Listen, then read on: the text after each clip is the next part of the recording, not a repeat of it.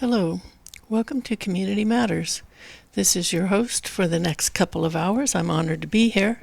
My name is Becky Steinbrunner, and I am your host for Community Matters, because you know what? It really does. So thank you for joining me here for the next 2 hours. We'll have some very good guests joining us, both by telephone, and I want to thank you for listening in and for our guests for calling in. I invite you to call in and join the conversation. Today's program is going to be devoted both hours to issues about utility scale battery energy storage systems with the acronym B as in boy, ESS, Battery Energy Storage Systems, and what has happened in Moss Landing, and what is happening in Morro Bay, and what is happening in Santa Cruz County regarding all of that. My first guest will be calling in, and that's Mr. Brian Roeder. He is with the Never Again Moss Landing group that has activated and organized since the January 16th fire at the Moss Landing power plant. It is the former power plant, but now, as we all learned and didn't know, it's the largest battery energy storage system facility in the world. And there are more than one owners there. Vistra was responsible for the disastrous fire that occurred on January 16th and went for many days and flared up again a month later.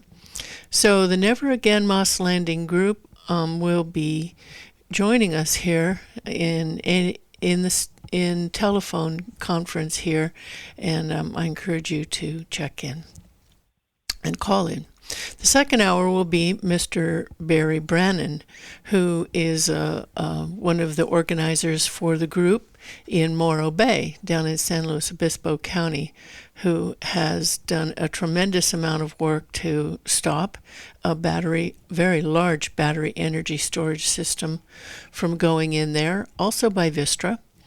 And he'll be talking with us about where that all stands, and how maybe we can all link arms and learn from each other and work together. I'd like to thank our wonderful site host here, Satellite Workplaces and Digital Media Studio. It's at 325 Soquel Avenue in Santa Cruz. That's between Ocean Street and the San Lorenzo River in Santa Cruz. It's a very clean, quiet, and secure place to work. If you need an office space and you don't want to rent one all the time, you're tired of a lot of overhead for having an office that maybe you only use occasionally for certain things, you might consider checking out Satellite Work and Digital Media space here. It is, they have small meeting rooms that you can rent by the hour or by the day. They have open workspaces, so if you want to just come in and do a little bit of work and maybe have a quiet place. And you are also able to receive mail here. You can have a mailing address with this address, 325 Soquel Avenue in Santa Cruz. So essentially you can have sometimes when you need it, office here for a lot less money, I am guessing, than having a permanent work office space in another place. And it's very, very quiet, very pleasant, very pleasant. So check it out. The second Wednesday of every month is free if you want to come work and see how you like it. And you can always call Satellite Workspaces and Digital Media Center and ask for a tour. They have digital equipment that you can rent and for podcasting. And we share this space with a gem in our community television. So they're here too. All right, well, my caller has not yet called, so I'm going to begin by giving you a little bit of an update on, since our program today is focused on the battery energy storage. It is important that we know what legislation is being proposed by different legislators in response to the Moss Landing battery energy storage system fire disaster, VISTRA fire disaster in Moss Landing. And there are quite a few bills. I have interviewed here Assemblymember Dawn Addis and have had her discuss her excellent AB, which stands for Assembly Bill 303, that would do a couple of things that I think are excellent.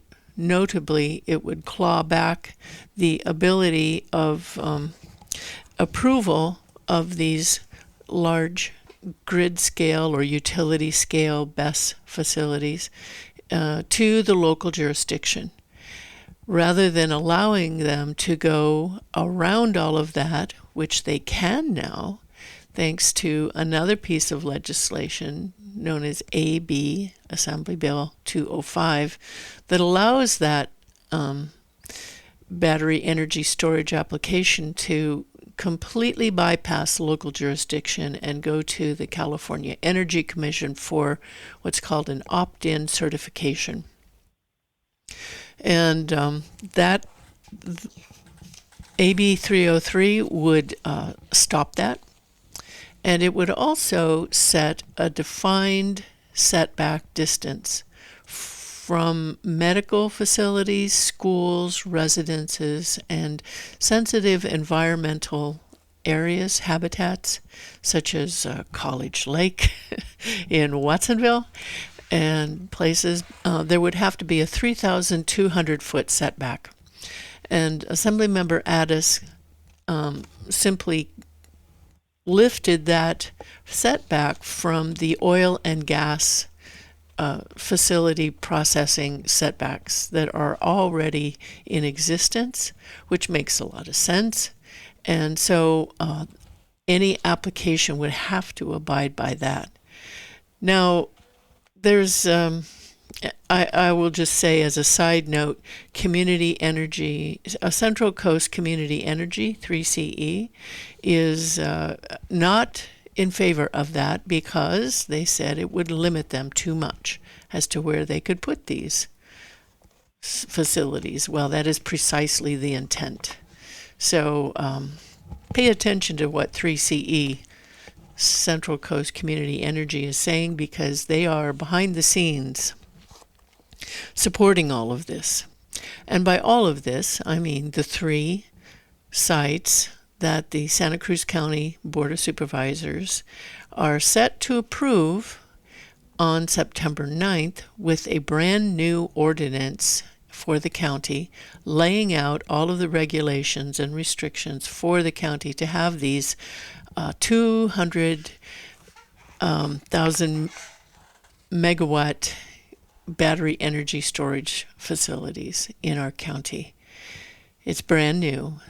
This county has no regulations about it, but you know who's writing it is the applicant for the 90 Minto Road Seahawk Energy Storage Facility that has already submitted a permit application at 90 Minto Road, next to College Lake, next to a lot of dense subdivisions, and they are writing our county's ordinance, along with their paid consultant, DUDEC. So we have to lean on our supervisors very hard to get them to not allow that, to get them to preferably put on a moratorium of lithium-ion battery energy storage systems. Lithium is the main culprit for thermal runaway and for disasters like what we saw in Moss Landing. And we also need to lean on our supervisors to convene a panel of experts and the public to craft our county's BESS ordinance so that the industry is not writing our regulations for us. behind closed doors without any public comment. It wouldn't come to us, the public, until it is essentially a done deal in September. That's again been pushed to September 9th. And we cannot allow that. So we need to lean on our Board of Supervisors to convene immediately a panel of experts, impartial experts, not paid consultants by the battery industry and the public, and to set forth recommendations to county planning staff to then hand to the Board of Supervisors on September 9th. It's not far away. And we need to lean on our supervisors to hold town hall meetings about this. It is, to me, very unacceptable that they will not even hold a town hall meeting. And they've been asked many times. So we have to wonder, what are they afraid of? I'm hoping that my guest, Mr. Brian Roeder, will call in. I'm not seeing anything on my screen, and I'm hoping that he will call in here. Feel free to call in if you want to discuss this, and maybe that will prompt Mr. Roeder to call in as well from Never Again Moss Landing. The number to call is 831-265-5050. I was talking about legislation that has been proposed. You know, that's what the legislators do when there's something, a disaster that happens. They all spring into action to show that they're doing something.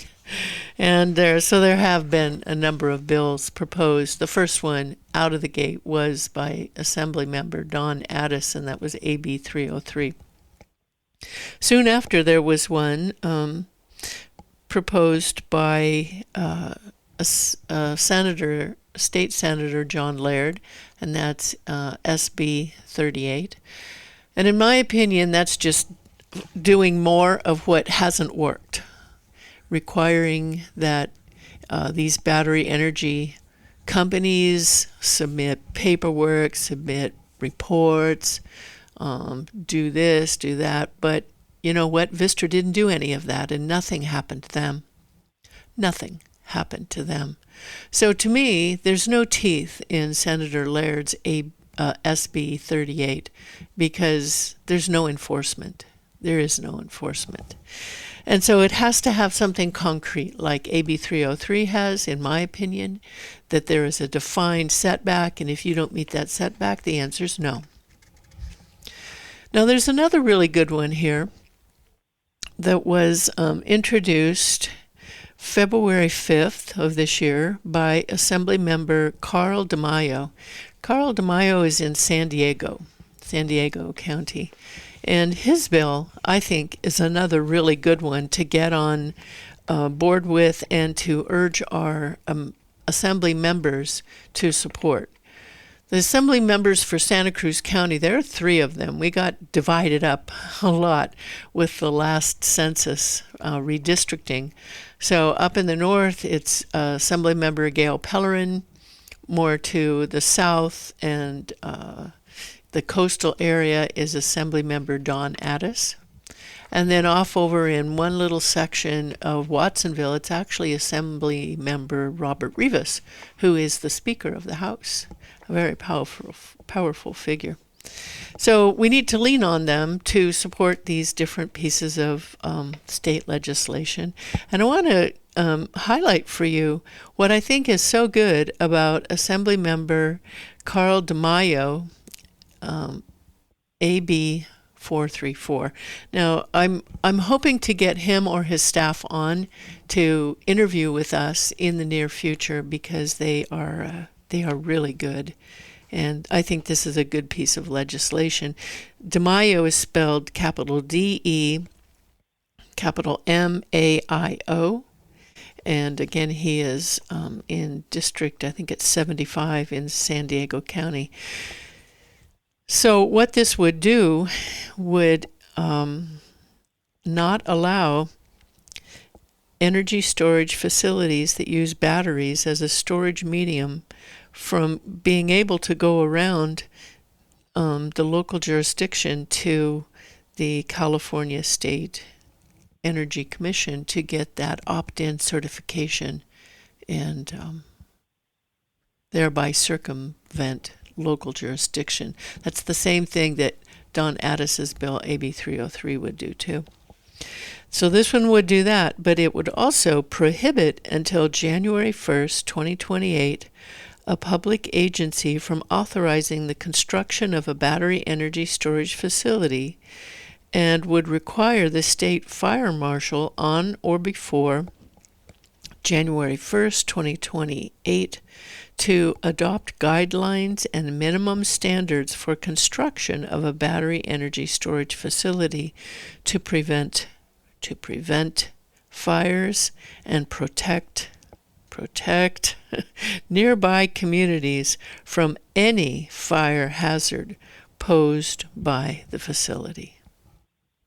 The bill would require a public agency, when authorizing the construction of a battery energy storage facility on or after January 1st, 2028, to require the facility to meet the guidelines and minimum standards adopted by the state fire marshal, or more stringent and guidelines and minimum standards as determined appropriate by the public agency.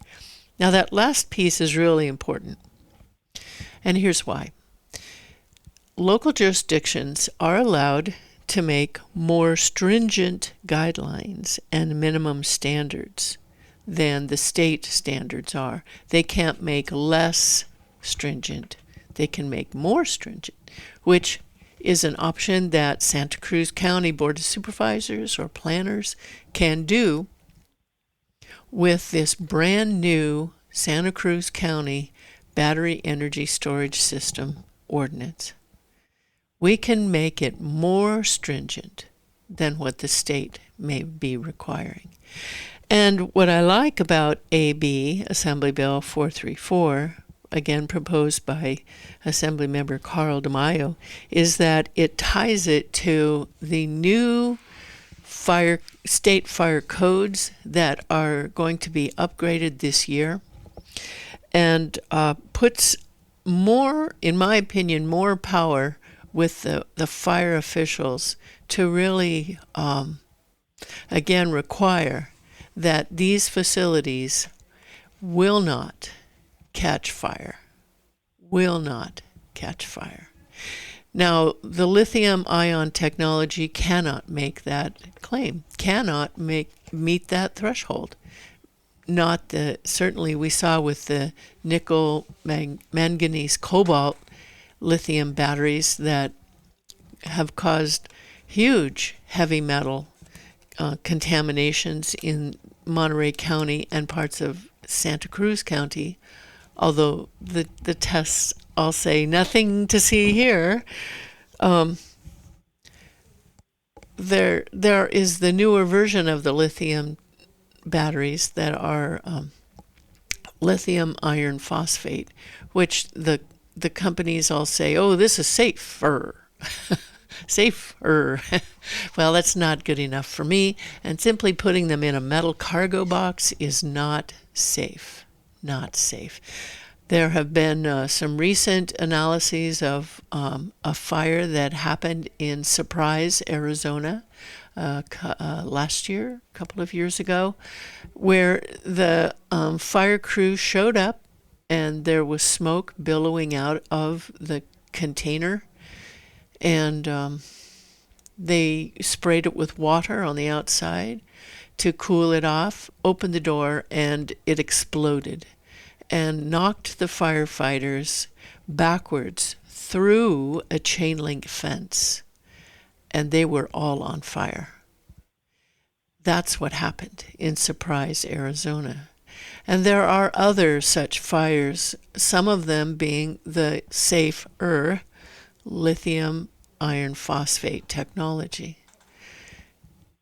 Near Moore, Germany, and another fire in the Netherlands. These containerized lithium iron phosphate batteries exploded, and there was nothing that the firefighters could do other than stand back, dump a bunch of water on the outside, and let it burn out. The crews were required to stay on site for days on end because it was still burning. Lithium batteries fires cannot be put out. They cannot be put out, not with water, not with foam. And so the firefighters simply use a lot of water and try to keep things around cool. But where does all that water go? Well, it showed in some of these videos that I have subsequently sent to the Pajaro Valley Fire District, which is the district that would be the responding district for any fires that will, if it is approved, will happen at 90 Minto Road in Watsonville. And I sent those training videos to them. We understand, because some of us went to the Pajaro Valley Fire District Board on their meeting on Tuesday night, we learned that New Leaf Energy, which is the applicant for this project on 90 Minto Road, has already held a training for them. It was kind of an online training, and that's what New Leaf has already done to most likely check off one of those boxes for what I think they are hoping to get as a rubber stamp approval. So here's where the people have to step up. We, the people, have to step up and say no. We, the people, have to demand from our county elected leaders that there is a moratorium on lithium-ion iron phosphate batteries in these utility scale projects. There are other safe, I'm not going to use that same terminology. There are safe alternate battery storage systems, sodium, others that are coming online for production.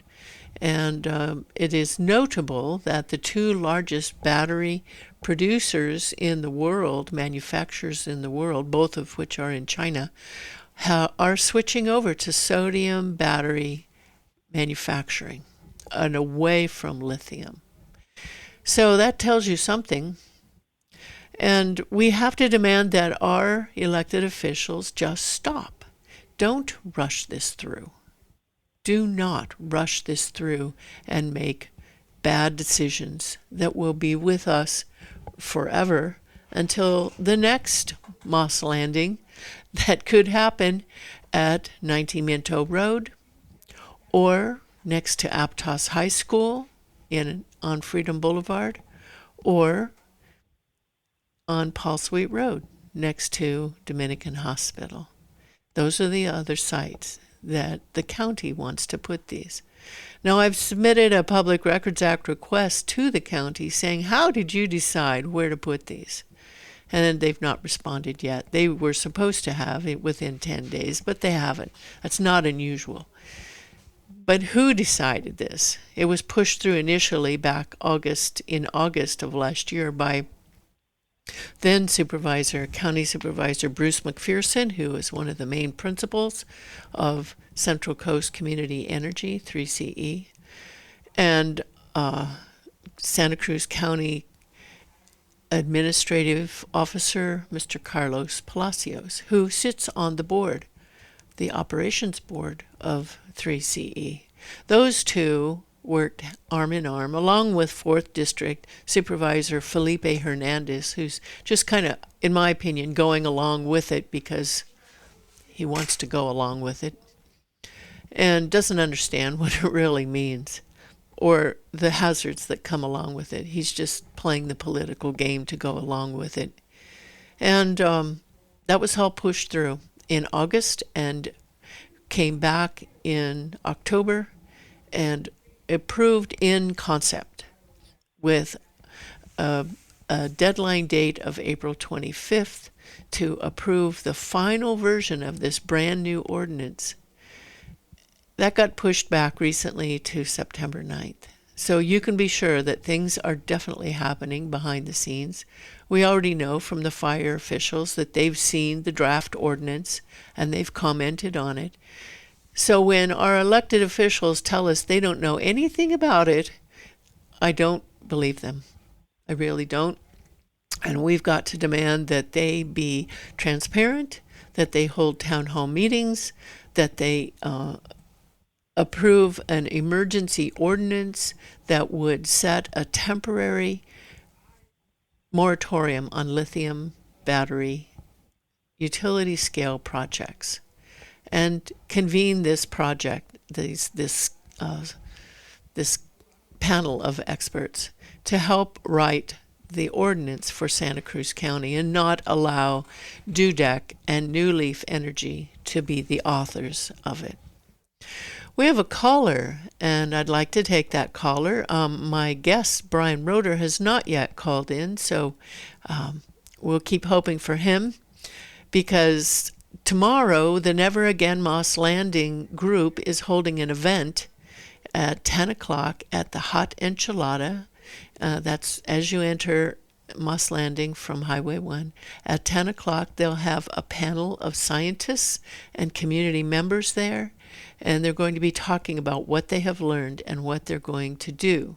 And then at noon, there'll be a walk around the slough to examine some of the things. But first, let's talk with Diane. Hello, Hi, Becky. Diane. Hello.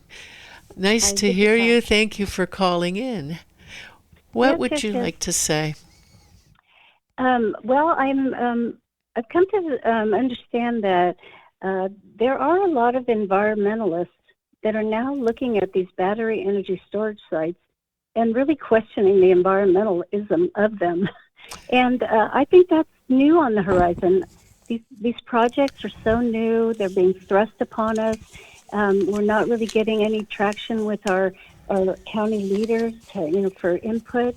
And I just am seeing more and more stories online about communities like ours that are getting the exact same cold shoulder treatment.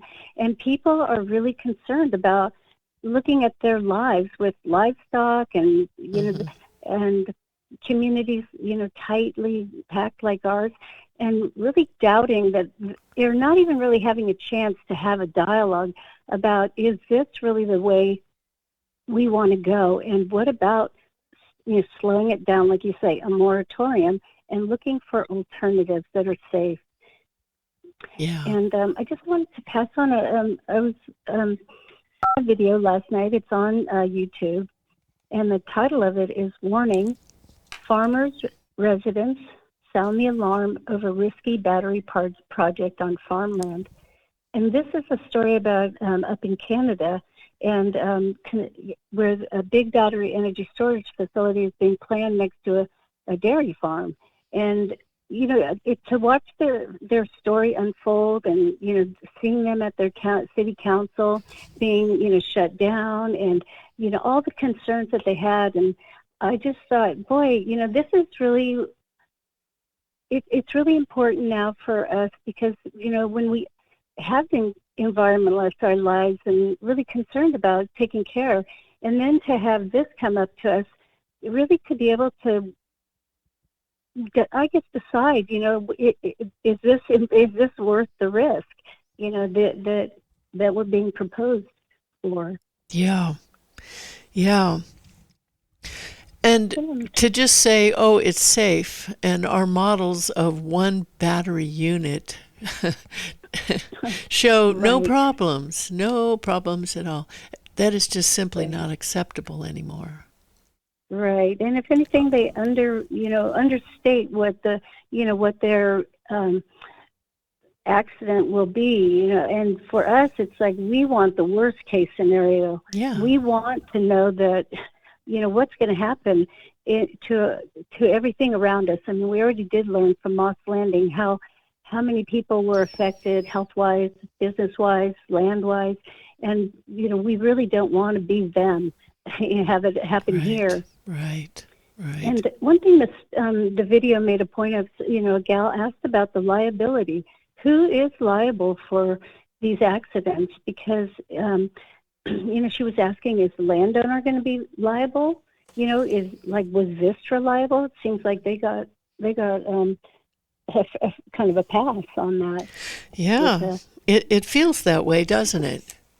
Yeah. And the level of to me, the level of testing and taking it all with seriousness is just not there. Monterey County's doing some. I mean, they did some follow-up testing on soil and water recently, and we're going to make the results public. I was hoping Brian Roeder would fill us in on that, and I didn't see anything on Never Again Moss Landing about that yet. Have you, Diane? No, I haven't actually either. And like you say, they're working on different angles around that. And I think that we're moving into a new era of battery storage, electricity, how we deal with our electricity and energy, and for our county not to have looked at it, from an objective point of view and said, oh my gosh, we should be testing our soil already to get a baseline. We should test the products that are coming out of the farms from our area just to have a baseline of information. We're missing so much information about health and where it went and how our water systems are, and I just feel like it's a big missed opportunity, and that is shameful because you don't want to have too many opportunities to do these kind of testings. Right, and if they're going to be proliferating at the rate that we are seeing, it's going to be more commonplace if the industry holds with this lithium technology. That's a problem. And I agree. I have been reading some information that people send me from. I want to thank you for information you've sent me.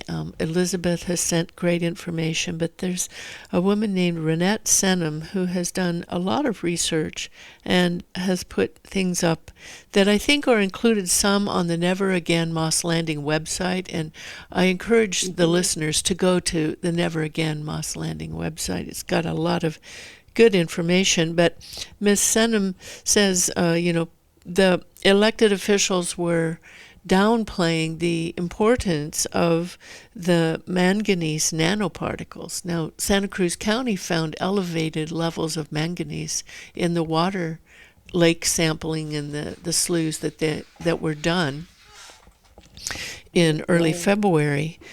But she says that scientific analysis shows that 30 to 40 nanometers of the manganese nanoparticles, these are little tiny particles, disrupts the blood-brain barrier. And in livestock, it has shown that enters into the brain and causes neurotoxicity and behavioral dysfunction. I spoke with our family's veterinarian recently. He lives in Prunedale, and I was asking him what happened to you and what your animals and what are you seeing? And he said there was a very high number, an unusually high number of ruminant animals, so that's cows, goats, sheep, that aborted right after the Moss Landing fire, and that UC Davis Veterinary School he's hoping will do a study about that. I want to talk a little bit too about the testing methods. The EPA came and did their testing and said, oh, it's all okay. Everybody can leave the Castroville evacuation center one day after this happened, and it's still smoldering. And well, I attended a talk by Professor Ivano Aiello from the Moss Landing Labs, the San Jose State professor, who released his team's results of analysis. And thankfully, they have this baseline from having done a decade worth of studies in that area. And the values of the manganese, cobalt, and nickel were so much higher, thousands of times higher in some cases. But he talked about the sampling method. And what his team did was they scraped just the top 1 to 2 millimeters of essentially metal ash off the surface of the soil and analyzed that. And that's where they found these high numbers. But the EPA, they were doing their sampling on the ocean side of the fire, where the plume of toxins didn't even go. That's where they were sampling. And they said, oh, everything's fine. And when Dr. Aiello's team saw them, they said, you should come over here on the other side where we're sampling. And the EPA did. Now, they did a sampling method that was much different than Dr. Aiello's team. They didn't scrape off the 1 to 2 millimeter top. They took a 1 inch to 4 inch deep soil sample. Right. And it was all diluted. Yeah. So, of course, it was fine. But it was still high in that one sample that they took. And they never came back to do any more sampling in that area. Now, how can you put any confidence in public officials who are responsible for sampling and protecting public health when that happens? I think this is worth an investigation in and of itself. I know. It's such a soft cover-up, and it's given everybody, the farmers, everyone, a pass to say, like, well, they said it was good. Yeah. And so then business as usual, there go the strawberries, there goes the kale. Who's eating that? I don't know. A lot of local people aren't, but, this is where I'm hoping that with enough, that we keep getting this message out that, we need to learn more and know more and dialogue with the county because, we're not convinced that any of this has been enough information has been shared with the public so that we can even make a good decision. And I hope that people in our county are taking this to heart because it won't stop, anything that happens on Minto Road in Watsonville won't stop there. It's going to affect the greater, county at large. It could even blow back towards Moss Landing. We have a industry now that it doesn't stay put. It's going to affect us all in one way or another. And why do we have to go down those roads where, Davis is checking these ruminants for for having early abortions and what about us? We're going to be guinea pigs and have to figure it out after. I do hope people will call their supervisors and ask for that moratorium. We need to find a safe battery and have those town hall meetings. We have a lot of questions. We want you to go, the health, even our health officials, you guys need to be involved too. We need to be smarter now so that we don't get caught down the road with a disaster already in our county happening. Yeah. I know that you have gone to many and spoken at many of the County Board of Supervisor meetings, and, I don't understand why they're just not responding, even to hold a town hall meeting. It's as if they're just blinded by something and refuse to even acknowledge that the public wants more information. Right. I've been researching some of the things that were in the articles that our friend Elizabeth sent me about what other communities are doing. Sadly, it all seems to have to go to the legal battles, which, as you know, is very expensive. But it seems that that's all the county will pay attention to. You have to slap them against the face with a writ of mandate, And there was, here's an interesting thing that Van Zandt County in Texas did. They filed a petition for writ of mandate, which means follow the law. So you have to find something that in our case New Leaf did that was against the law. And I'm gonna say that it was that illegal public meeting that they were required to hold in December before filing their application, and there was no time on the postcard. I think that is faulty noticing, and could be grounds for a writ of mandate to make them follow that. But once you have filed that, you have then the legal ability to file for a temporary restraining order. And that is what the county, Van Zandt County in Texas, did against a Finland-based energy company, putting in a large battery energy storage place there. And then they plan, and I believe that they were given that, and then you can go ahead on and file for an injunction, which means stop, just stop. And you lay out your conditions for that, and it delays it, hopefully giving time for better technology to catch up and to be considered. The legal battle, I have learned, is never fair, and you have to have a really good attorney who's part of, the attorney club to be recognized at all by a judge. But it's very expensive, but sometimes the only thing you have. I don't want to discourage people like you and Elizabeth and all of the people who are working very hard to try to get the attention of our supervisors. We've got to keep doing that. But I think it may come to some sort of a legal action down the road.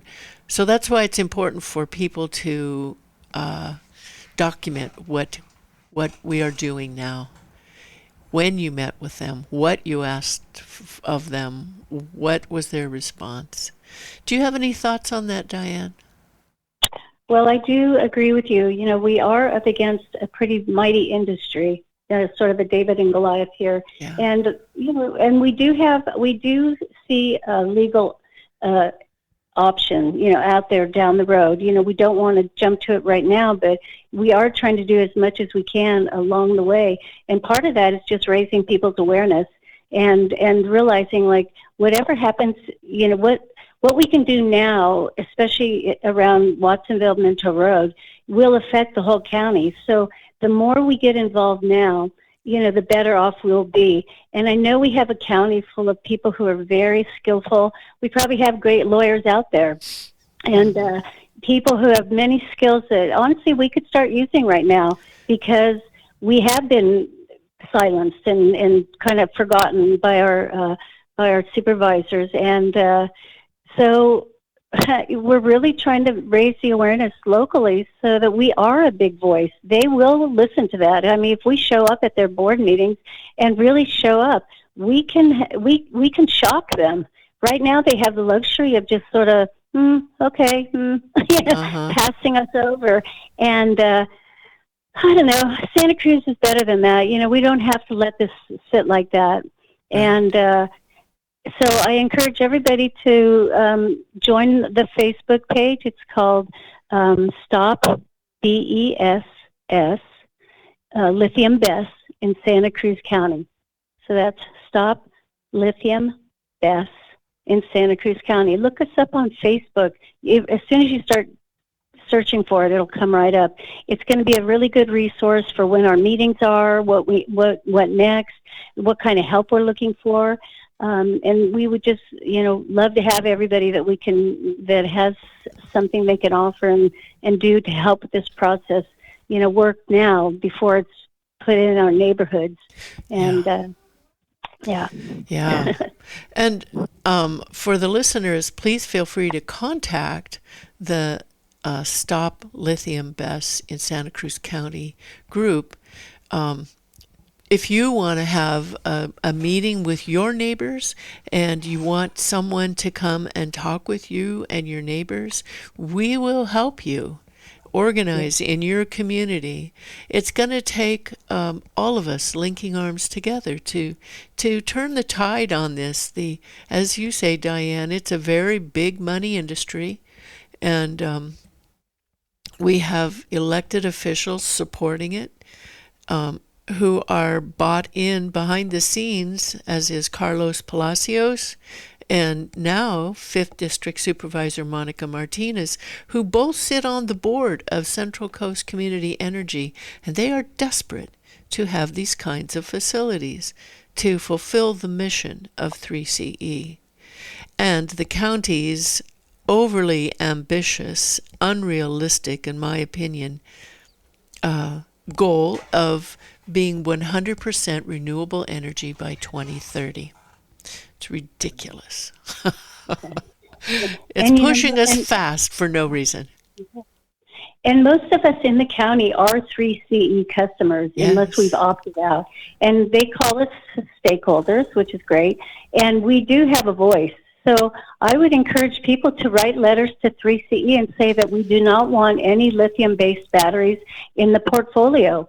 The liability is too great. You know, we don't like their toxic effects on the, potential on the community. I think if they know that, as their stakeholders, we're not happy with lithium batteries. Yeah. And we would rather that they find safe batteries, sodium batteries, or whatever else is coming offline. And I just hope that we can motivate ourselves to do that letter writing and let them know. I mean, they're sitting there thinking like, okay, well, we'll just do our business as usual to keep rolling these things out. But honestly, we can have an impact on how they move forward in these battery energy storage sites that they're so fond of. Exactly. That's a very good point. Contacting 3CE and letting them know you do not want lithium battery energy storage systems as part of their energy portfolio.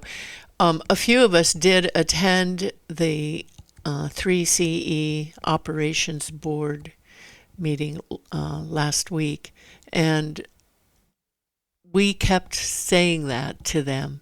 There was one of their board members from Morro Bay that agreed with us. So that is out there, and we have got to put pressure on them to not accept this, that the public will not accept this. And incidentally, for you 3CE customers, which is 96% of the unincorporated Santa Cruz County, by the way, their energy cost is very, very low. The cost of energy is very, very low. And yet they've just raised their rates quite a lot. And so many of us who were there were saying, how are you going to justify this to your rate payers, that you're essentially robbing them for no good reason? So the main thing we also talked with them about is that liability piece, Diane, that, okay, if you're going to support that, you are liable for that. And that goes for their incentives, that they reimburse people if they put in small lithium battery storage centers in their homes. Well, there are homes like in Palo Alto, there was a fire that came from one of those. People are cautioned against parking their electric vehicles, charging them and leaving them in the garage overnight. So it's a dangerous technology, and we've really got to shake these elected people and wake them up. Right, because anytime 3CE has a liability like that, we're going to end up paying for it. Yes. So, it's better to let them know now and push hard, because we're shaping this industry as it's being rolled out. Yeah. And even though they don't want to listen to us or give us a place at the table, I think as customers and stakeholders, we have a voice. We should use it. Yeah. This is a good time. Yeah, exactly. Yeah. And the Stop Lithium BESS, BESS in Santa Cruz County group is holding meetings. The next one is going to be July 14th, and likely that will be somewhere in Watsonville near this 90 Minto Road project. And in the meantime, we're gathering petition signatures. We're hoping that people will contact us and have coffee meetings at homes or places of worship or whatever, and club meetings, different service clubs, just to get the word out about this. Because, had there not been the Moss Landing fire, I don't think anyone would have paid any attention to this at all. That's for sure. That's for sure. Yeah. That was our wake up call. Yeah. Becky, you made a good point. If people want to have us come and speak to them, we do have a PowerPoint that we could show. Just leave a comment for now. Leave a comment on the Facebook page that you would like more information. You could get a small group of people together. We have like neighborhood kits that we could that we will compile so that people have petitions, letters, information that they can then go out into their community with and get signatures and really start verifying how many of us out here really want a safe technology. We just don't want to get stuck with the lithium and be worried about our well-being forevermore in our county. Yeah. Now here's a piece. Mm-hmm. Yes, people need to participate. And here's a piece of information that I learned in doing some research with the County Board of Supervisors clerk of the board, is that when you and I send letters addressed to the Board of Supervisors, it goes to the board and is sent to them and is listed then as correspondence in the next board agenda packet. So people can see, there are multiple comments about the battery lithium project or ordinance. But if you take something to a meeting, the Board of Supervisors meeting, and hand it to them, it will never show up publicly. Let me say that again, because usually I used to think if you hand it to them, they have to see it and they have to pay attention. But it's really kind of the opposite, because they don't have to look at anything we give them. But in terms of having a public eye on what is submitted and thereby building a record of documents for any possible legal action down the way, or simply for other people to see, oh wow, they got 30 letters from people saying they don't want lithium. We handed those 35 letters and 30 petitions to the board. No one will ever know that happened because it's not listed in correspondence under the correspondence section of the board agenda the following time. So that's, I thought, was good information I didn't know, and I'll bet a lot of people would want to know that too. So send your correspondence to the Board of Supervisors, or if you want to take it in person, take it to the Board of Supervisors office, not to the clerk of the board. Diane, we've got one more minute. Thank you so much for joining us. What would you like to leave our listeners with today? Well, I just really do want, we do need help in our growing our movement, and I just would like people to find a way to connect to us. We are going to keep being out in the neighborhoods and giving out information, and this is a perfect time to really look forward to what our next best options are and where we're going to put our time and energy. And summer's a fun time to get out there and talk to people about this, because no matter who they are, really most everyone is not for these batteries. Right. And that makes it easy to talk to people. And then it's sort of like, what's the next step? What can I do to help make sure that, that we don't have these batteries, or we have an alternative to lithium batteries? So yeah, join us in this crusade. It's really fun. The people are great. We're learning a lot and we will pass on everything that we are learning. And now's the time. It's a historical moment, really. Yeah, indeed it is. Well, thank you for calling in, and thank you for your good work.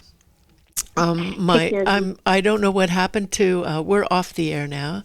I don't know what happened. Yeah. Oops. I don't know what happened to Brian, but maybe something came up. My next guest is going to be Barry Branin from Morro Bay. So I encourage you to stay on listening, call back if you want, and thank you so much for all you're doing. You're welcome, Becky. Take care. You as well. All right. Bye. Okay. Bye-bye.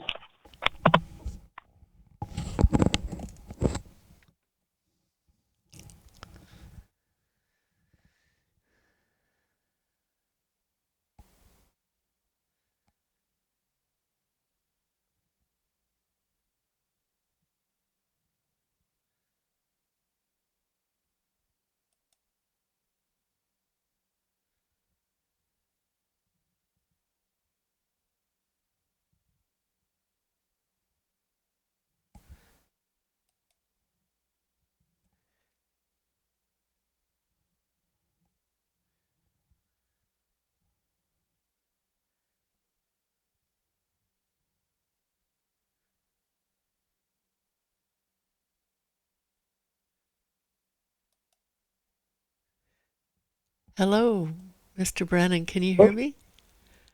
Yes, Becky. Good afternoon. Excellent. Thank you. Good afternoon. Thank you for calling in. Our program has a news break right now, but we'll get started and on the air in about 4 minutes. So, Okay, well, stand by and you let me know. thank you so much. I really appreciate your calling today and for all of your good work. Your previous show was your man didn't show up. I'm sorry. No, something must have happened.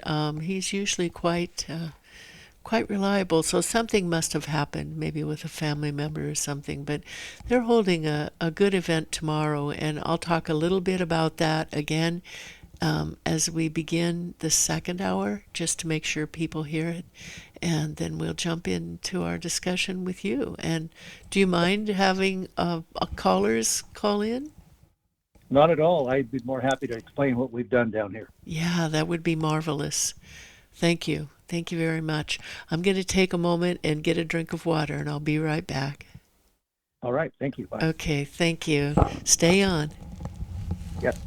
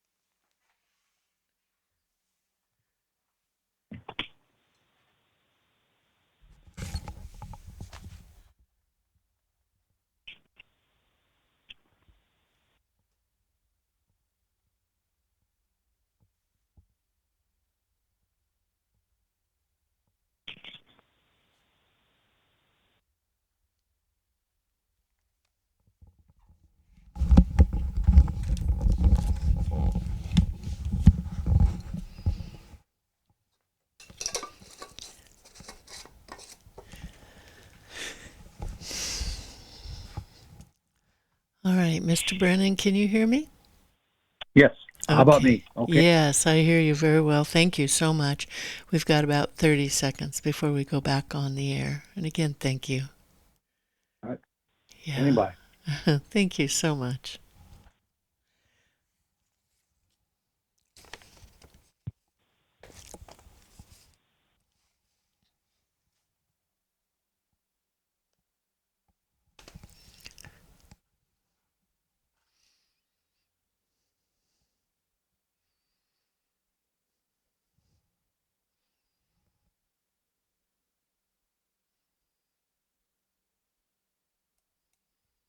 And welcome back to Community Matters. I'm honored to be your host, Becky Steinbruner, for the next hour. And again, I want to thank our caller from the last hour, Diane, who gave us some information about the local effort to stop the lithium battery energy storage system. 3 places scheduled for Santa Cruz County, one of which is already in the permitting process. That's the one at 90 Minto Road in Watsonville. So do connect with that group on their Facebook page. Again, that's Stop Lithium, BESS, that stands for Battery Energy Storage System in Santa Cruz County.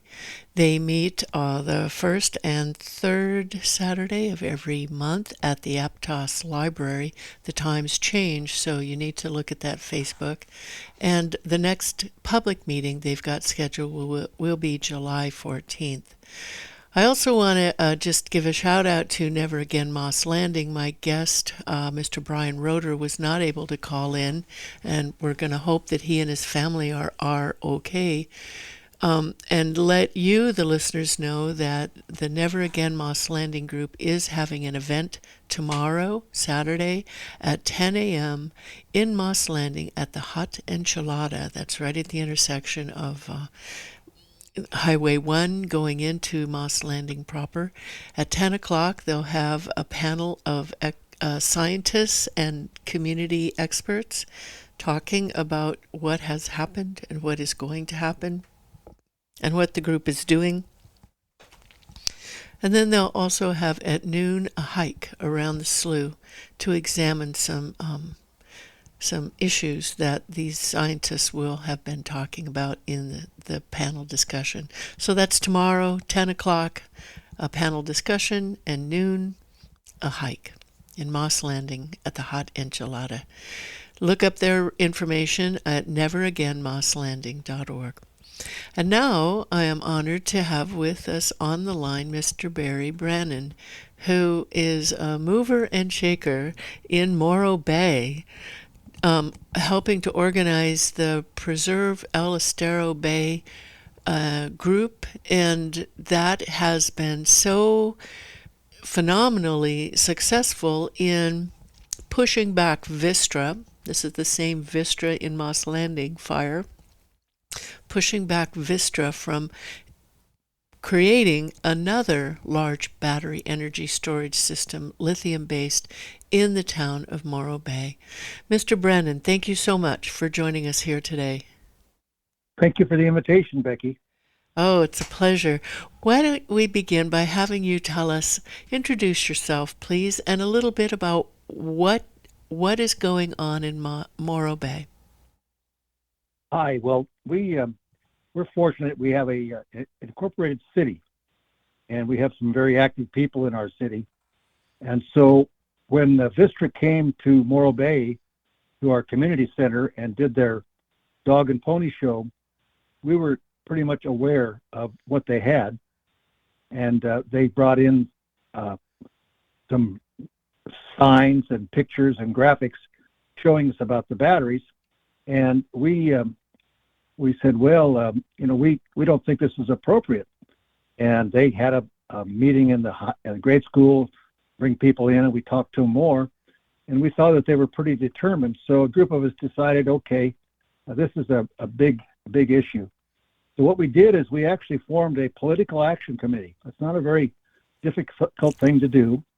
And so we knew we needed to collect funds.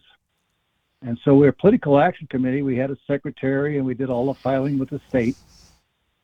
And we said, how do we stop this? So one of our people said, there was a piece of property 30 years ago that they wanted to do some strange development, and they found an attorney that said, well, let's fix it so that they can't change the land use from agriculture to what they wanted to do. So that idea, we carried it through, and we said, okay, let's find an attorney who will take a look at the land use where this proposed battery storage was. Well, we're right here along the coast, and we're under the governance of the California Coastal Commission. And so when we updated our city's local coastal plan, which we have to do every 10 years, where that property they wanted to put the batteries, was the land use was designated as visitor serving coastal, so visitor serving commercial. So we said, all right, let's just use that specific idea that was the approved land use by not only the city in their documents, but by the Coastal Commission. And let's put an initiative on the ballot. Let's gather the signatures necessary to put an initiative on the ballot to make it so that if you wanted to change that land use, some people call it zoning, but the proper name is land use. If you wanted to change that land use to allow an industrial facility, you would have to get a vote of the citizens. So we said, okay, let's see if we can do that. So we then went around and established you have to get 10% of the people who are in your city to sign the initiative. So we surpassed that, and then they have to go down to the county clerk and make sure that everybody that signed the initiative was a valid voter, valid citizen. So we said, okay, let's get this initiative on the ballot. And then we waited until the next general election came around. We could have gotten it earlier, but we said, let's not cause the city to spend a lot of money on a special election. Let's just use the general election. So when the initiative was on the ballot at the general election, that we were able, when the vote came in, we had 60% of the votes that came in voted yes, that they wanted to keep the land use as it was, and we had 40% that wanted to allow a change or didn't want to approve what we were suggesting they do. And we found out that the reason that there was so much support is the other side, and it's kind of an interesting group. They were able to solicit money from a large outside, actually public agencies, funneling money through Delaware and so on. And we raised about $10,000, and they had $100,000 that they spent for solicitors to go door to door to try to stop our project. And so we had our measure was called A24, which was the first measure on the ballot in 2024. So anyhow, we won by 60%, and so that was a pretty astounding thing. So then we further Can I ask a question here? Surely. I have seen measures, actions like this happen in Santa Cruz City and County, and what I understand is that if a citizen petition qualifies to be put on the ballot, the City Council or the Board of Supervisors has the ability to consider just adopting it without it going to the vote. Did the City Council of Morro Bay deliberate that at all? Well, City of Morro Bay was in a very unique position, and I didn't give you the backstory. We had to install a new sewer system in our city, and as part of that, we had to run a pipe across the Vistra property. So during COVID is when it happened, but our previous city council, they tried to get it resolved to get the easement, and they couldn't get it. So under the cloak of COVID, the city signed a memo of understanding. And the memo of understanding said, yes, we'll let you put the pipe in, but you have to assist us in putting a battery energy storage facility on the property. So we didn't want to jeopardize our city by being sued by Vistra. So by having the citizens do what we did, there was the city didn't have to take a position, and they were able to step back and let the initiative process and the citizen process go forward. So then, to continue the story, then after we got that, because the city would be, in my opinion now, relinquished of any double dealing with Vistra, the city then went ahead and they passed an emergency ordinance that for 2 years to not allow any battery energy storage projects within the city of Morro Bay. So it's a very circuitous route to get to where we wanted. But the key to being able to stop this, if you're in an incorporated area where you don't have to deal with the county, because if you're a small town, you have more ability to persuade your elected officials what you want to do. So we were able to do that, and so that's the process we did, and that's how we got our ordinance in the city of Morro Bay. And that is a beautiful thing. When elected officials actually pay attention to their constituents. How hard was it to convince the city council to enact this urgency ordinance? That happened in January, didn't it? Yes, it was basically they saw what happened after the election, and so and maybe a little backstory: the city council before the November election was we'll say a 2-3 majority. We didn't feel we had the what we needed to get what we wanted accomplished. So at the election, we were able to change the mix of the council to a 3-2, which would be more favorable for our comments. Now, I will say that this is a horrible thing to say, but when the Moss Landing event happened, our 3 council were up at Sacramento for their what they send them to, kind of a school to be how to be a city council. And one of the people who was newly elected on the council, who was basically against what we were doing, is he came back from there, and I saw him across the street. I was standing by the post office, and he came down with his very loud. He says, "Okay," this was right after the Moss Landing. He says, "I'm converted. I'm with you guys now." So I hate to say it, but Moss Landing was basically, I think, the motivator that allowed us to get our city ordinance in place. That was the key. Well, I'm glad that the city councilman paid attention to that, because still we're finding here in Santa Cruz County, just across the county line, they're saying that's not our problem. It didn't affect us. And they're just pushing forward as if nothing happened. So I am really glad that you've got a city council there in Morro Bay that is paying attention and listening to the people. Well, we actually used that MOU we're talking about as a motivator to put in place the council we have.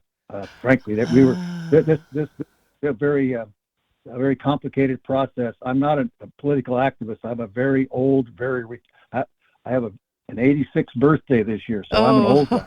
Happy birthday to you, and thank you for your good work. But I'm not an activist in any ways. I'm an engineer by degree and a contractor. But my wife, of many years, she looked at me and she says, "If that battery comes to this town, we have to move." Well, I move. So I, if Mama ain't happy, ain't nobody happy. So I made sure that we did what we could to stop the batteries, and that's how we got where we are. Well, excellent. Good work. How difficult has it been for you to organize people within the town of Morro Bay? Well, Morro Bay is a purple town, if you understand what I mean. Yeah. And we have from red to blue, but we and I'm so we had a broad mixture of our group. But what we had, I'm kind of an organizer, we had tremendous talents. And so when we wanted to do a PowerPoint presentation with photographs, man, we had talent in our group you wouldn't believe.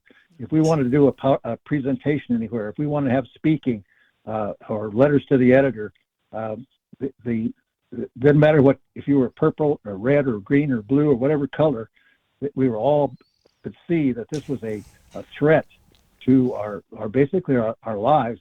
Yeah. This battery storage was going to be within 3,000 feet of the local high school with 900 students, with no way to get away if there happened to be a fire. So it was a pretty good. And also, we straddle right up next to the National Estuary. And Morro Bay is a national estuary, so we have a lot of kayakers. And so we had the environmental groups, we had the families, student groups, and frankly, we had a lot of local businesses that say, we like the idea of this coming in because all those guys that build that stuff are going to eat at our restaurants. And so some of the business people were against us, but I think basically a lot of people were afraid to speak up. And so we just did a lot of door knocking, and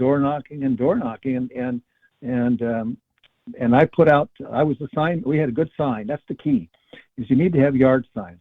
And we started early with our yard signs. And we put up 300 yard signs in our little tiny town. And we had them everywhere. And it really is impactful. If you want to move a city, yard signs are a tremendous investment. And that little amount of money we were able to get in, we were able to use the yard signs, and we put them out of the public right away. It has to be on private property, but we had them all over town. Mm-hmm. What did your sign say? Well, basically, it was a beautiful photograph of the rock with a harbor in front of it, and then in big letters said "Yes" on A-24. Mm-hmm. And that's just that simple. And then people, and then we had of course a QR code, and we first started out with a sign that said "No batteries by the bay." Mm-hmm. But we didn't want to have the problem when you say no on something, when it comes time on the ballot, if you want them to vote yes for what you're doing. So we had a little bit of a conflict with our own signage. So finally, our last mailer, we had two mailers, the post office, with every post office in town, and we put both those signs side by side that said no on Morro Bay means equals yes on A-24. Ah. So we had a lot of talented people in signing and ideas, and we'd have a weekly meeting. And we filed with, we have to have filing with the state of every dollar we collect and every dollar we spend. So we had to have a treasurer that was very good. We had meeting notices. This is a very, the state requires on any political action that you have to be squeaky clean. Mm-hmm. And we had good people, and we did this. But it requires really a grassroots situation. And as soon as most people are not aware in our cities of these things that go on, and so it takes some dedication, and I mean it takes time. Yeah. But if you really want it can happen. Yeah. And did your group form a 501c3? That's one question that's coming up now for the Stop Lithium BESS in Santa Cruz County. Or did you just file that? Go ahead. No, we're not C3. We're because I don't believe you can be a C3 and be politically active. I think that if you're politically active, you have to be a 501 some other number, and I don't know what that is. Uh-huh. Okay. Well, that's good information. And I have actually filed to form a political action committee before. And the headache, as you said, is the paperwork and the filing electronically and all that. But it's once you've done it a couple times, it's not so bad. So that's good information. Thank you. You asked me earlier about our board of supervisors in the county. Yes. So if you want to go there now, I'll kind of tell you what we're doing. Yes, let's talk about that, because all three of these planned BESS sites in Santa Cruz County are in the unincorporated area. And so far, our county board of supervisors has been just dismissive of our requests. So talk with us, please, about the County Board of Supervisors in San Luis Obispo. Well, thank you. I will. Recently, probably last year, down in South County, almost Morro Bay is long and skinny along the coast, but our southern end, there's right next to the Santa Barbara County, is a little area called Nipomo. Mm-hmm. And you'll find that these battery energy storage systems, people want to locate them right next to where there's large switch yards. That's very critical for them to be next to where they can they get their power inexpensively during the day with all the solar power that's in the grid. And so they get it out of they basically plug into the grid where they can with these big switch yards. Then at night they put it back in. So down in Nipomo, there was a large switch yard put in, and I was right along Highway 101. And so these companies called Cabrillo Energy, I think it is, they came in and they said, okay, they put up a 100, let's see if I got the number. They put in a 100 megawatt, it's called Cabrillo Energy Storage. And their system is made up, it was about a 10-acre, a 10-acre parcel, 20-acre parcel, and they put in 128 of, I call them cargo tainers, 128 of them, and they're spaced about 10 feet apart. So we became aware of this happening in South County. So we got our group together, and it came up on the Board of Supervisors meeting because there were some people down there that were awakened to what was going on. And so we went down as a group, we went to the Board of Supervisors meeting, and you get to 3 minutes to speak. And so we came in and we spoke and listened to other people speak. And it was kind of embarrassing because to one of the supervisors, because it was pretty obvious that she was it was in her district and she kind of liked it, but anyhow, there's a problem and there was some real arguments. So we could see that this project was there, and the one of the supervisors asked out loud, he said, "Now, how do we stop this?" And so the county's attorney said, "Well, here's the situation." They didn't say it like this, but they said that the property owner has rights. They came in and got through permits through planning. They went to fire department through the rules that we have, and they got their approvals, and they went ahead and did this. So if we ask them to stop now, then they will be in a position to sue the county, and it could be very expensive and extensive. So that went on. So, and that was kind of the end of the meeting. So then later, we said, okay, let's see if we can find a way to get a moratorium in our county. And so we have a small group. We send 2 or 3 people at a time to go talk individually to the Board of Supervisors. And we have the one that's in our area, and we went to see that person. And we were told that the only way that they could get an emergency ordinance would have to be that had 4 out of 5 of the supervisors would have to vote for it. And this person is a very experienced Board of Supervisors, been on there a long time. And he said, right now, we don't have the votes to get 4 out of 5. So basically kind of blew us off. So we didn't like that answer. And so we said, as a group, then let's put together and I'm going to call it an attack, but it wasn't. It was a very rudely, we had about 30 people, and we have a shirt. We have a blue shirt that says, Save Estero Bay. And Morro Bay is inside of the Estero Bay. It's a big swoop of land here. So we all had our blue shirts on, and we came, and you're allowed 3 minutes. And so we got ready to speak. And so the Board of Supervisors, we got too many people to speak. We're only going to give you 2 minutes apiece. Oh. So they were trying to shut us down. Yeah. But our group, our group, we continue to go ahead and make our comments. We don't know if we changed anybody's point of view, but the fact is we were there, we were evident, and our group right now are taking some vacations. But our goal is to really contact each supervisor, and basically you got to pick them off. And they're getting a lot of pressure from from these Vistra and other people to do things. For example, in Morro Bay, our Chamber of Commerce gets a lot of money from Vistra, and they get all free advertising on all of our Chamber of Commerce. So we found one of our biggest problems was within our Chamber of Commerce is basically conflicted. That's the best word I can use. I was going to say bought off. Use that word. Okay, we'll say conflict of interest. Wow. So anyhow, that's where we are. We haven't accomplished anything in the county yet, but they're aware we're here, and we do know we have a timing thing. The group, there's another group that you haven't talked about, and that's California for safe energy storage. Oh yes, it's a very good group, and there's about 8 or 10 people that are on that group. They're spread out up and down all the way from San Diego to, of course, Santa Cruz and Monterey, and they follow very closely these various assembly bills that are on and what's going on. And there's so many things that happen. Plato said that if you don't participate in government, you'll be ruled by idiots. and that's you can look that up, and that's a quotation from Plato.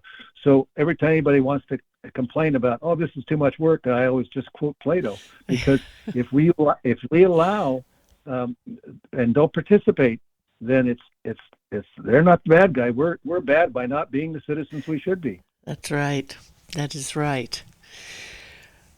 If you're just joining us today, thank you. You're listening to Community Matters. I'm your host, Becky Steinbrunner, and I'm honored to have with me here today via phone Mr. Barry Branin, who's part of the movement, organized movement, grassroots movement in Morro Bay, San Luis Obispo County, to halt lithium battery energy storage systems in the town of Morro Bay and other areas. And again, Mr. Branin, I want to thank you. If anyone would like to call in, please feel free to do so. You can call and join the conversation. Here's the number, 831-265-5050. And again, Mr. Branin, thank you so much for joining us here today. So, I'm listening to what you're saying, and I really appreciate this. You're bringing up the Californians for Safe Energy Storage. Santa Cruz County is a member of that coalition. Nina and Greg Audino, who lead the Stop Lithium BESS in Santa Cruz County group, are this county's representatives for the Californians for Safe Energy Storage. I believe there are about 11 counties that have formed this coalition. And it is interesting to hear the differences in reception of elected officials to this uprising that really has been brought about by the Moss Landing fire. It is horrifying to see what happened with Vistra's battery plant. And the caveat that we hear, even from our area's state senator, Senator John Laird, is, oh, that was old stuff. We've got safer stuff here.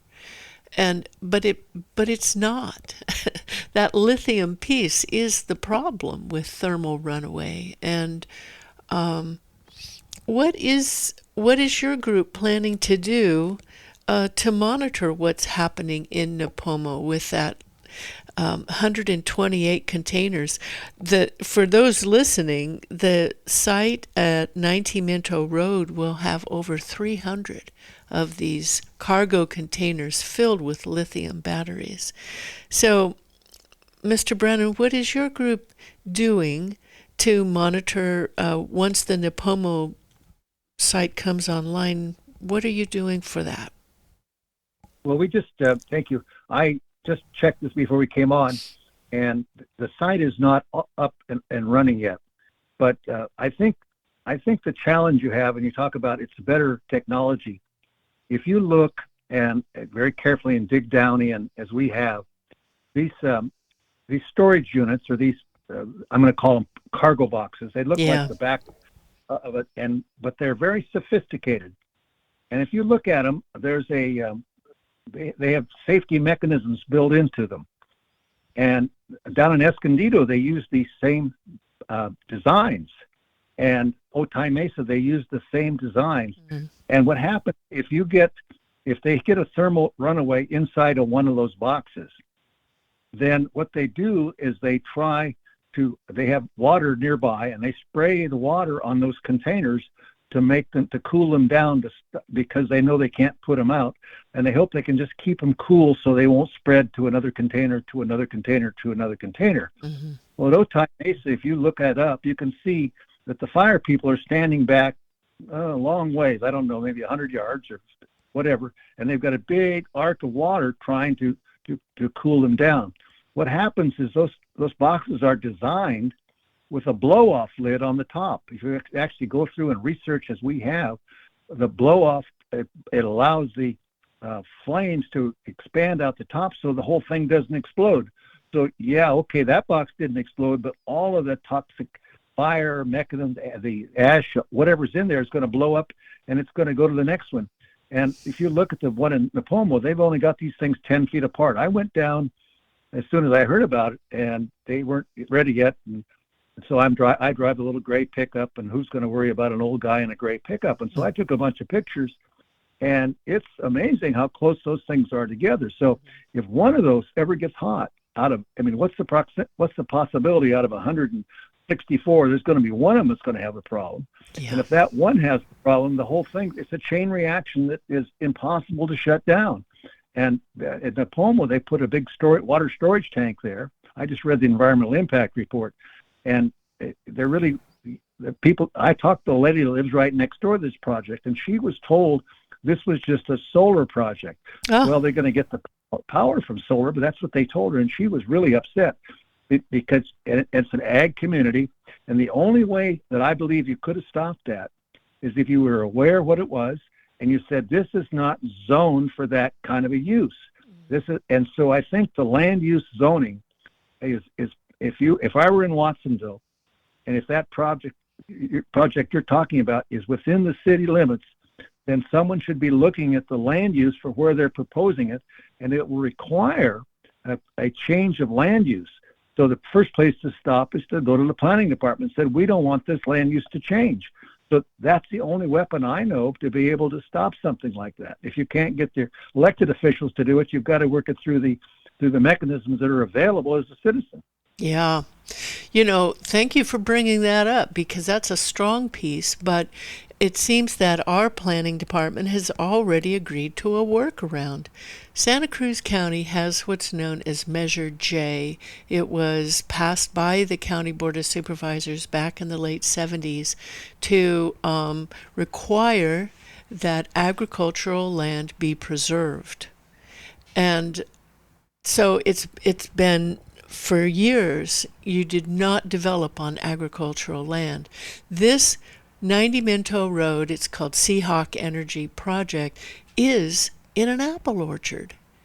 And what the planning department is willing to accept is, we'll do a 1-for-1 agreement to preserve another area and take this 37 acres out of agricultural production. It is ludicrous. And, that decision, I'm quite sure that decision is appealable. And so the first thing that should happen is that should be appealed to, and the key to these projects to stop them is delay. And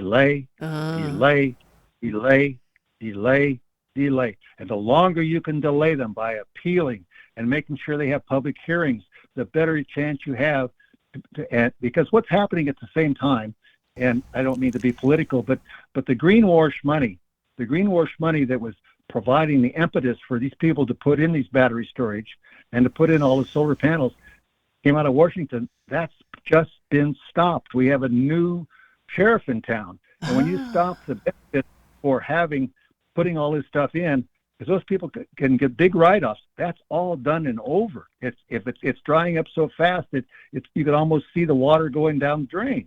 So I believe if you can implement a delay process, you may have a chance to stop Watsonville. That's excellent. Thank you. Thank you very much. And maybe we can talk offline about here's the process that Santa Cruz County Planning Department is proposing.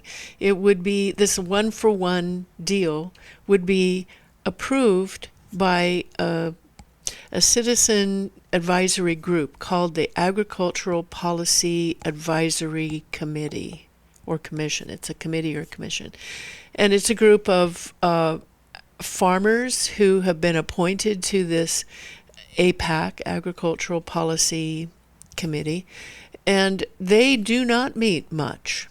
their last 3 meetings have been canceled because there was nothing to do. So that removes the ability for members of the public to come to them and make our pleading before this is set right in front of them and they've got the pressure to approve it.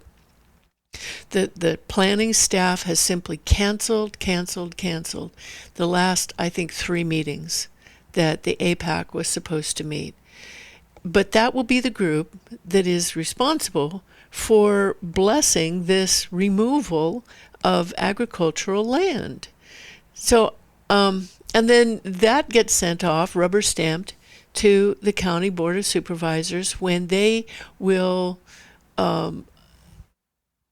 consider approving our county's first ever ordinance for battery energy storage system. Did Sam go ahead? The ordinance is you're jumping ahead. Your key is that I believe that's an advisory body. They cannot make a law. So it will have to go to the planning commission. It'll have to be a commission, and the planning commission will have to approve that change of land use. Okay, so in my opinion, your first step is to be at every planning commission. You need to know their names, and they need to be made aware of, and you need to watch the planning commission's agenda. And when that comes up for the planning commission review, there should be an appeal in place to appeal this land use change. So that, to me, that's the way you fight this battle. Now, the Board of Supervisors, that's too late. That's elected officials. You've got to get down in the trenches, and they've got to go with the planning commission. There we go, the planning commissioners. Okay, that is really good information. And they do meet regularly, usually twice a month. There's always something for them to look at. And even just starting now, to show up and talking with them about this so that we're on their radar. The issue is on their radar. And you should be sure that you get, I'm on an automatic notice of everything that happens in the planning commission. I know about everybody that puts a new front porch on their house, and I read it all. So you need, anybody's interested, you can go to your website for your city, because we have an automatic announcement, and you get your planning commission notices, you get the city council notices, and you see everything that comes up.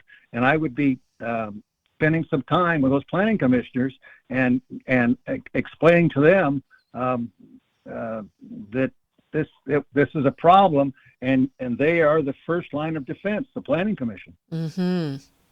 Thank you very much. I had forgotten about that piece in the puzzle.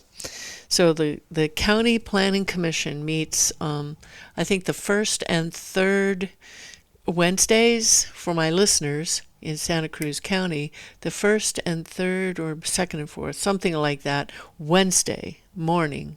And it is the second and fourth Wednesday of every month, and they meet in the County Board of Supervisors chambers.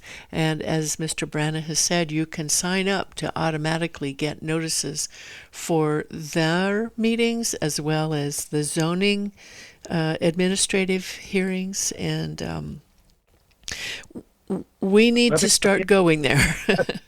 Let me ask you another question. Yeah, I know that the Coastal Commission, they're the people who have to, your general plan of the land use for anything along the ocean has to be approved by the Coastal Commission. And so I don't know specifically about where this property is, but I would find out if it's possible that this location is in an area that's under the jurisdiction of the Coastal Commission, because not only if they are going to change that land use, they have to get approval from the Coastal Commission to change that land use. So I would sure identify that location very quickly, because if under the Coastal Commission, they have been very careful, like in Morro Bay, they told Vistra that this project is not coastal dependent. This project is not coastal dependent, and therefore we need to look at it harder. So I think that if I were in Watsonville, I would sure look at that. As it turns out, none of the 3 sites proposed in Santa Cruz County for these storage systems is in the coastal area. They're all outside of it. In our county, it's pretty much Highway 1 anything on the mountainside of it. With the exception up north near Davenport, for some reason, the coastal zone goes inland 1 mile up in Davenport in the North County area, but there's nothing planned for up there in terms of these things. We were fortunate in that our property was actually right on the water. Yeah. So that was a real benefit. But the point is, land use, I think, is still the way. And I can tell you about 3 or 4 different projects in Morro Bay that were, their results came out better because we used land use control to affect what we wanted. Uh-huh. And how did you go about making those arguments? I think that would help our listeners here in Santa Cruz County understand, what do you recommend that we do? How do we present our argument? Well, the most obvious thing is, and you have it right there, it's called Moss Landing, and there's a lot of pictures. I know that if I were going to do, and we have a PowerPoint presentation, and I would have like a 5 or 6.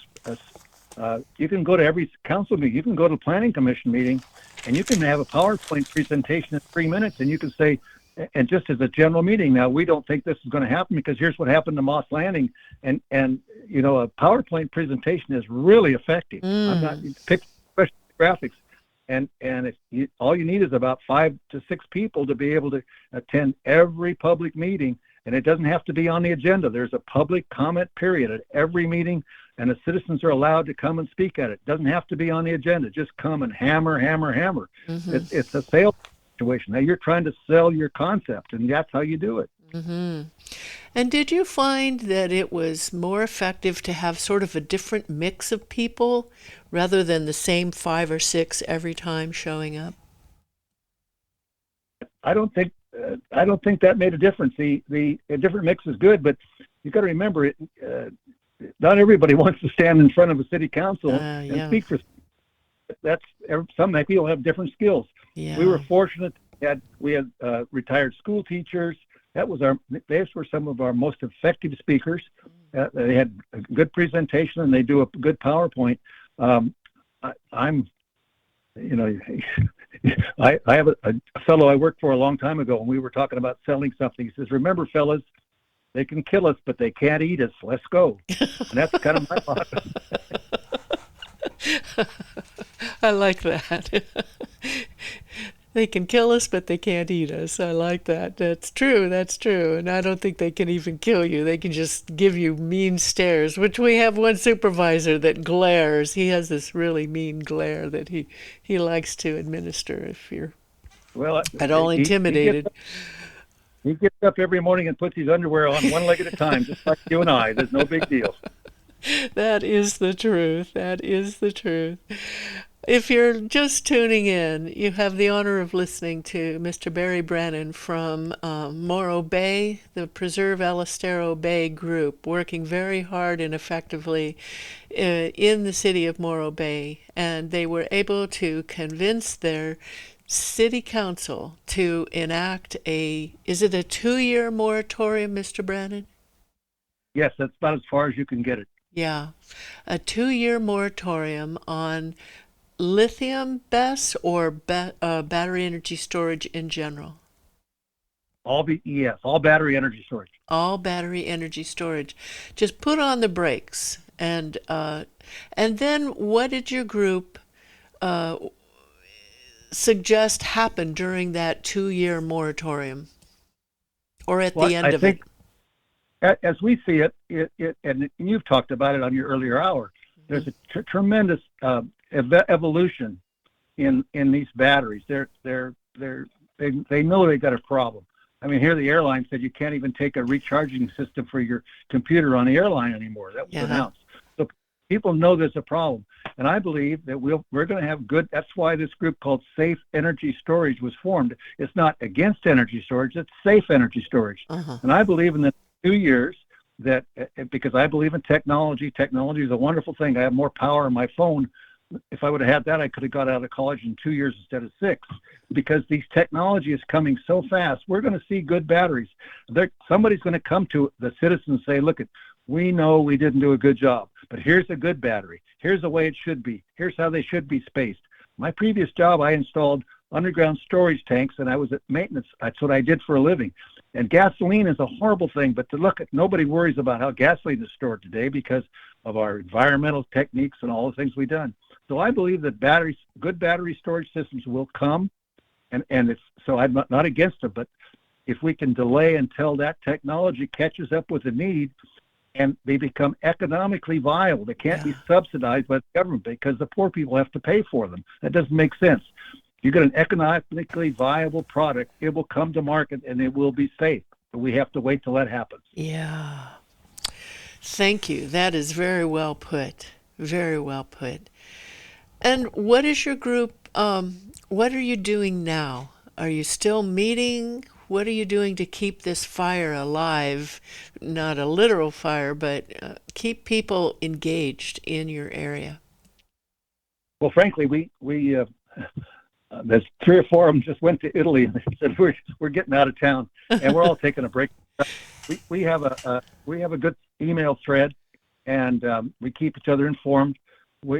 Don Addis actually lives in our town, so we're trying to support those, and we're watching all those situations. And basically, we just have a constant contact threading, and somebody sees something, we say something and talk about it. But the opportunities we know are with the Board of Supervisors, and we're watching. And I hope that the POMO doesn't become the gift that keeps on giving like Moth Landing. Yeah. Moth Landing is Morro Bay. And if NAPOMO, and here's what happened, here's what I believe. If NAPOMO has a fire, we've already been on record to 2 different Board of Supervisors meetings saying, don't do this anymore, and that will stop any future ones.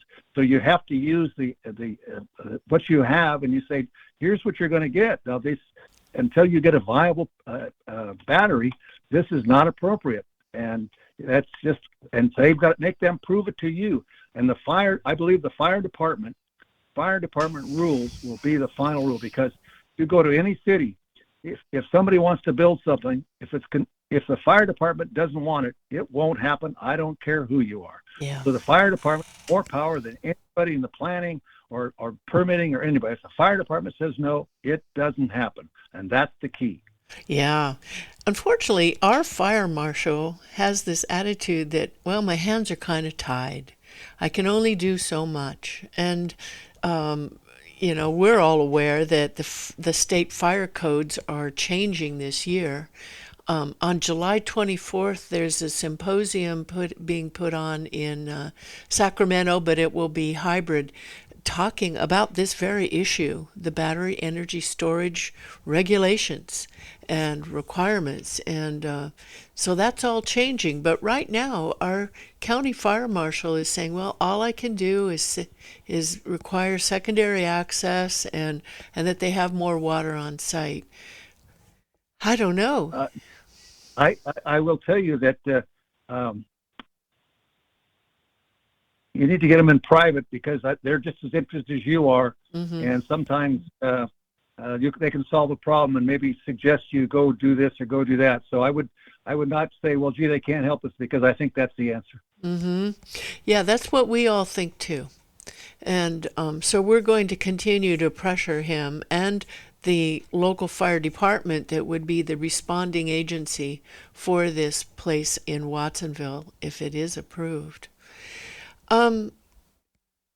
What about your group's experience in front of the California Energy Commission? Because I think the Vista tried to take that AB 205 side rail to get opt-in approval, didn't they, for your project?